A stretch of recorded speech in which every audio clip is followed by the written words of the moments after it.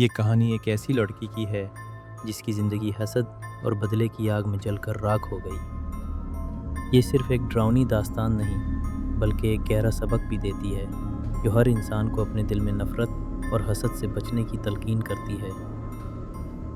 یہ کہانی کراچی کے ہمنگ آباد کے ایک گھرانے سے شروع ہوتی ہے جہاں ایک معصوم لڑکی عائشہ کے خوابوں پر کالے جادو کا سایہ پڑا اور اس کی زندگی ہمیشہ کے لیے بدل گئی۔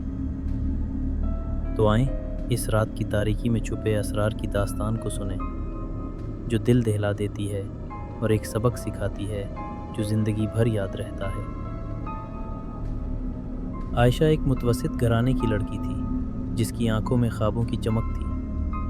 وہ کراچی کے محمود آباد میں رہتی تھی۔ اس کے والد رشید صاحب ایک سرکاری ملازم تھے جو صبح سے شام تک محنت کرتے۔ اس کی والدہ شازیہ بیگم گھریلو خاتون تھی جو اپنی بیٹی کی ہر خواہش پوری کرنے کے لیے دن رات ایک کر دیتی۔ عائشہ بچپن سے پڑھائی میں غیر معمولی تھی۔ اسکول میں وہ ہمیشہ اول درجہ لیتی اور اساتذہ اس کی تعریف کرتے نہ تھکتے۔ اس کا خواب تھا کہ وہ ڈاکٹر بنے اور غریبوں کا مفت علاج کرے۔ اس کی مسکراہٹ ایسی تھی کہ ہر کوئی اس کا گرویدہ ہو جاتا۔ عائشہ کی زندگی اس وقت ایک عجیب موڑ پر آئی جب اس کی منگنی بچپن میں ہی اس کے کزن فیصل سے کر دی گئی۔ یہ خاندانی روایت تھی کہ بچوں کی منگنی کم عمری میں کر دی جائے۔ عائشہ اس وقت صرف 12 سال کی تھی اور فیصل 14 سال کا۔ بچپن میں دونوں اچھے دوست تھے، گلیوں میں کھیلتے، شرارتیں کرتے اور ہنسی مذاق میں وقت گزارتے۔ لیکن جیسے جیسے وقت گزرا دونوں کی راہیں جدا ہو گئیں۔ عائشہ اپنی پڑھائی اور خوابوں کی طرف بڑھتی گئی جبکہ فیصل ایک الگ راستے پر چل پڑا۔ فیصل جو کبھی عائشہ کا بچپن کا ساتھی تھا جوانی میں بدل گیا۔ اس نے 8ویں جماعت کے بعد پڑھائی چھوڑ دی اور محمود آباد کے گلی کوچوں میں آوارہ گردی شروع کر دی۔ محلے کے بگڑے ہوئے لڑکوں کے ساتھ گھومنا، سگریٹ پینا، چھوٹی موٹی چوریاں کرنا اور لڑائی جھگڑے اس کا معمول بن گئے۔ لوگ اسے فیصل چور کہنے لگے۔ اس کے والدین اسلم صاحب اور زینب بی بی نے اسے سدھارنے کی بہت کوشش کی۔ اسلم صاحب اسے مارتے اور زینب بی بی سمجھاتی لیکن فیصل پر کوئی اثر نہ ہوا۔ وہ دن بدن برائی کی طرف بڑھتا گیا۔ دوسری طرف عائشہ نے اپنی تعلیم جاری رکھی۔ اس نے میٹرک میں اسکول میں سب سے زیادہ نمبر لیے، پھر کالج میں داخلہ لیا اور اپنے خوابوں کی طرف پڑھنے لگی۔ وہ نہ صرف ذہین تھی بلکہ خوبصورت بھی۔ اس کی سادگی اور خلوص ہر کسی کو متاثر کرتا۔ لیکن فیصل کی خراب عادتوں کی وجہ سے عائشہ کے والدین نے فیصل کے گھر والوں سے کہا کہ وہ یہ رشتہ نہیں چاہتے۔ ہم اپنی بیٹی کی زندگی اس آوارہ لڑکے کے ہاتھوں برباد نہیں کر سکتے۔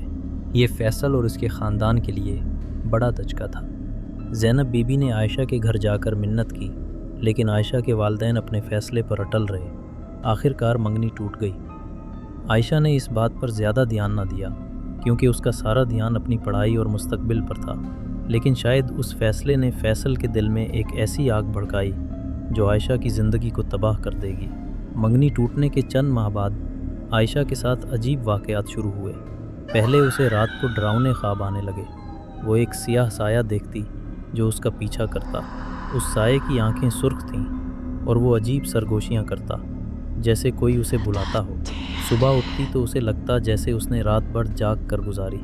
اس کی آنکھوں کے نیچے سیاہ حلقے پڑ گئے اور اس کا چہرہ زرد پڑنے لگا۔ وہ تھکاوٹ اور کمزوری محسوس کرتی لیکن سمجھ نہ پاتی کہ کیا ہو رہا ہے۔ عائشہ کے والدین نے سوچا کہ شاید یہ پڑھائی کا دباؤ ہے لیکن محلے کی ایک خاتون نے کہا کہ یہ نظر بد کا اثر ہو سکتا ہے۔ انہوں نے ایک عامل سے رابطہ کیا جو خود کو بڑا عالم کہتا تھا۔ اس جعلی عامل نے عائشہ کو دیکھ کر کچھ تعویذ دیے اور دعویٰ کیا کہ وہ اسے ٹھیک کر دے گا۔ اس نے جڑی بوٹیاں جلائیں، عائشہ کے سر پر پھونکی اور بھاری رقم لی۔ اس نے جھوٹ بولا کہ سب ٹھیک ہو جائے گا لیکن اس کے بعد عائشہ کی حالت اور خراب ہو گئی۔ وہ رات کو عجیب آوازیں سنتی جیسے کوئی اس کے کمرے میں سرگوشیاں کر رہا ہو۔ پریشان ہو کر عائشہ کے والدین نے ایک اور عامل سے رابطہ کیا جو محلے میں مشہور تھا۔ اس نے بھی وہی ڈرامہ کیا، تعویذ، جھاڑ پھونک اور عجیب تیل سے مالش۔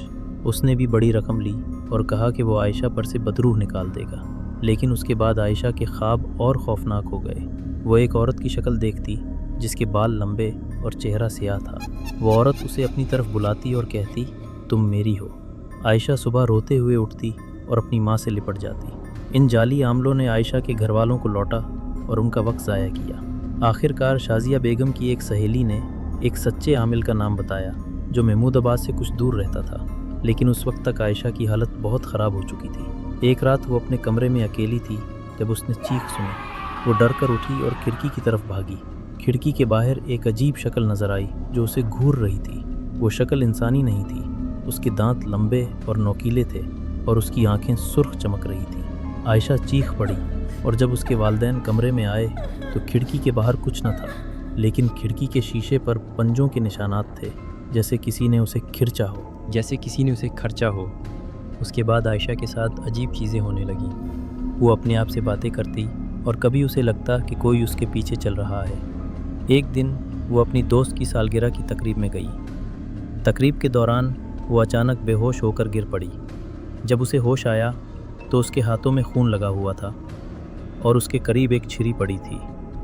سب دہشت زدہ تھے کیونکہ کسی نے عائشہ کو چھری پکڑتے نہیں دیکھا۔ عائشہ خود بھی سمجھ نہ سکی کہ یہ کیسے ہوا۔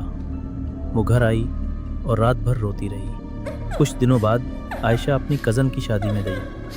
وہ خوش تھی کیونکہ اسے شادیوں کا شوق تھا، لیکن شادی کے دوران وہ اچانک دلہن کے پاس گئی اور اسے زور سے تھپڑ مار دیا۔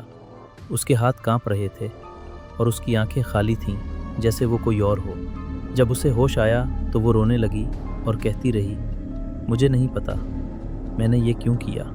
اس واقعے نے خاندان کو پریشان کر دیا۔ لوگ عائشہ کو عجیب نظروں سے دیکھنے لگے اور کچھ نے کہا کہ اس پر بدروح سوار ہے۔ ایک اور خوفناک واقعہ اس وقت پیش آیا جب عائشہ اپنی خالہ کے گھر ایک چھوٹی سی دعوت میں گئی۔ بات چیت کے دوران وہ اچانک اٹھ کھڑی ہوئی اور عجیب سی آواز میں ہنسنے لگی، جیسے کوئی بوڑھا آدمی ہنس رہا ہو۔ اس کی آنکھیں سفید ہو گئیں اور اس کے منہ سے گندی بو آ رہی تھی۔ اس نے اپنی خالہ کو دھکا دیا اور دروازے کی طرف بھاگی۔ جب اسے روکا گیا تو اس نے عجیب سی زبان میں بولنا شروع کیا جو کوئی نہ سمجھ سکا۔ اسے گھر لایا گیا، لیکن اس واقعے نے سب کو ہلا کر رکھ دیا۔ ایک رات عائشہ کا چھوٹا بھائی علی جاگا تو اس نے عائشہ کو اپنے بستر کے پاس کھڑا پایا۔ وہ اسے خالی نظروں سے گھور رہی تھی اور اس کے ہاتھ میں باورچی خانے کی چھری تھی۔ علی چیخ پڑا اور پورا گھر جاگ اٹھا۔ جب عائشہ سے پوچھا گیا تو اس نے کہا کہ اسے کچھ یاد نہیں کہ وہ اپنے کمرے سے کیسے نکلی۔ گھر والوں نے اس کے کمرے کی کھڑکیوں کو لکڑی کے تختوں سے بند کر دیا اور رات بھر قرآن کی تلاوت چلتی رہی۔ آخر کار عائشہ کے والدین اسے اس سچے عامل کے پاس لے گئے۔ عامل نے عائشہ کو دیکھتے ہی کہا، اس لڑکی پر خطرناک کالا جادو کیا گیا ہے۔ یہ کوئی عام جادو نہیں بلکہ بدلے کے لیے کیا گیا ہے۔ اس نے جعلی عاملوں کی دھوکہ دہی پر افسوس کیا اور کہا کہ ان کے جھوٹے عمل نے جادو کو مضبوط کر دیا۔ اس نے تعویذ دیے، عائشہ کے کمرے میں آیات پڑھ کر رکھنے کو کہا اور ایک خاص دھاگا اس کے گلے میں باندھا، لیکن اس نے خبردار کیا کہ جادو بہت گہرا ہے اور اسے توڑنا مشکل ہوگا۔ عامل کی بات سن کر عائشہ کے والدین کو شک ہوا کہ یہ فیصل یا اس کے خاندان کی کارستانی ہے۔ انہوں نے فیصل کے گھر جا کر بات کی، لیکن زینب بی بی نے انکار کیا۔ وہ کہنے لگی، ہمارا بیٹا اتنا نیچ نہیں۔ لیکن رشید صاحب کو یقین تھا کہ فیصل اس کے پیچھے ہے۔ انہوں نے فیصل سے بات کرنے کی کوشش کی، لیکن فیصل نے ملنے سے انکار کر دیا۔ وقت گزرتا گیا اور عائشہ کی حالت بدتر ہوتی گئی۔ ایک شام وہ پڑوس میں ایک چھوٹی سی تقریب میں گئی۔ بات چیت کے دوران وہ اچانک ساکت ہو گئی۔ اس کی آنکھیں پیچھے کی طرف مڑ گئیں اور وہ عجیب سی زبان میں بولنے لگی جو کوئی نہ سمجھ سکا۔ کمرے میں سناٹا چھا گیا۔ پھر اس نے میز پر سے ایک گلاس اٹھایا اور اسے زور سے زمین پر پٹخ دیا۔ اس کی ہنسی گونج اٹھی، ایسی ہنسی جو انسان کی نہیں تھی۔ جب اس کے والدین اسے گھر لائے تو اس کے بازوؤں پر گہرے نوچنے کے نشانات تھے، جیسے کسی نے اسے پنجوں سے کھرچا ہو۔ ایک رات گھر والوں نے عائشہ کے کمرے سے عجیب سی آوازیں سنی۔ وہ جب کمرے میں گئے تو دیکھا کہ عائشہ دیوار سے اپنا سر ٹکرا رہی ہے۔ اس کا چہرہ خون آلود تھا اور وہ عجیب سی آواز میں ہنس رہی تھی۔ شازیہ بیگم چیخ پڑی اور راشد صاحب نے اسے پکڑ کر بستر پر لٹایا، لیکن عائشہ کی طاقت اتنی زیادہ تھی کہ اسے سنبھالنا مشکل ہو گیا۔ اس کے ہاتھوں پر عجیب سے نشانات تھے، جیسے کسی نے اسے نوچا ہو۔ اس رات کے بعد عائشہ کو ہسپتال لے جایا گیا۔ ڈاکٹروں نے کہا کہ اسے کوئی دماغی بیماری ہو سکتی ہے، لیکن گھر والوں کو یقین تھا کہ یہ کالا جادو ہے۔ ہسپتال میں ڈاکٹروں نے کئی ٹیسٹ کیے، لیکن کچھ واضح نہ ہوا۔ انہوں نے دوائیں دیں اور ماہر نفسیات سے رابطہ کرنے کو کہا، لیکن عائشہ کے والدین اسے دوبارہ اسی عامل کے پاس لے گئے۔ اس بار عامل نے سخت عمل کیا۔ اس نے آیات پڑھیں، عائشہ کے جسم پر مقدس پانی چھڑکا اور اس کے گلے میں ایک خاص تعویذ باندھا۔ عمل کے دوران عائشہ چیخنے لگی جیسے کوئی اسے جل رہا ہو۔ اس کا جسم کانپ رہا تھا اور اس کی آواز بدل گئی جیسے کوئی اور اس کے اندر سے بول رہا ہو۔ عامل نے کہا کہ جادو اس کے جسم میں بہت گہرائی تک سمایا ہے اور اسے توڑنے کے لیے بہت صبر اور ایمان کی ضرورت ہے۔ کچھ دنوں تک عائشہ کی حالت بہتر ہوتی دکھائی دی۔ وہ کھانا کھانے لگی اور ڈراؤنے خواب کم ہو گئے۔ اس کے والدین کو امید بندھنے لگی کہ شاید سب ٹھیک ہو جائے گا، لیکن یہ سکون عارضی تھا۔ ایک رات عائشہ کے کمرے سے عجیب سی آواز آئی جیسے کوئی شیشہ ٹوٹا ہو۔ گھر والوں نے دیکھا تو عائشہ اپنے بستر پر نہیں تھی۔ وہ اسے ڈھونڈتے ہوئے گھر کی چھت پر پہنچے۔ جہاں وہ کھڑی تھی اس کی آنکھیں خالی تھیں اور وہ عجیب سی آوازیں نکال رہی تھی۔ جب اسے نیچے لایا گیا تو اس کے جسم پر عجیب سے نشانات تھے جیسے کوئی اسے کاٹ رہا ہو۔ عامل کو دوبارہ بلایا گیا اور اس بار وہ ایک بزرگ عالم کو ساتھ لایا۔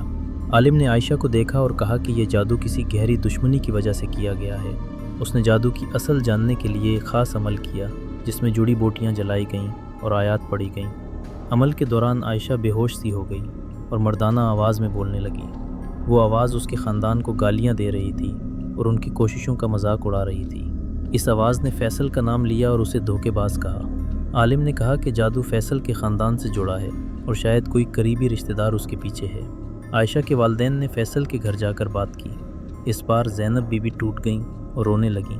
انہوں نے اعتراف کیا کہ منگنی ٹوٹنے کے بعد انہوں نے غصے میں ایک جادوگر سے رابطہ کیا تھا۔ ان کا کہنا تھا کہ وہ صرف عائشہ کو تھوڑا نقصان پہنچانا چاہتی تھی، اسے تباہ نہیں کرنا چاہتی تھی۔ انہوں نے معافی مانگی، لیکن عائشہ کے والدین غصے میں تھے۔ انہوں نے کہا کہ اگر عائشہ کو کچھ ہوا تو وہ زینب بیوی کو کبھی معاف نہیں کریں گے۔ جادو توڑنے کی تمام کوششوں کے باوجود عائشہ کی حالت بگڑتی گئی۔ وہ کھانا بالکل چھوڑ چکی تھی اور اس کا جسم کمزور ہو گیا۔ اس کی آنکھیں جو کبھی چمکتی تھیں اب خالی اور بے جان تھیں۔ اس کی جلد موت کی طرح زرد پڑ گئی۔